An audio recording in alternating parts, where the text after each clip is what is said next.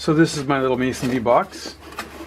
And inside what I have is other mason bees, and I have a plastic bag with a wet paper towel in it, and it's basically squished shut. So it feels like it's wet.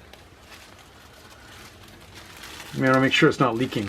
So it will basically just evaporate as needed and keep everything at a nice humidity without it getting wet. Because if you put a paper towel in without having the plastic bag around it, it's gonna, you know, obviously cause some problems, and you don't want to have any problems like mold or mildew or that. Generally, I think they're okay with that, but there's no point in having a problem, and you don't want them to get dried out,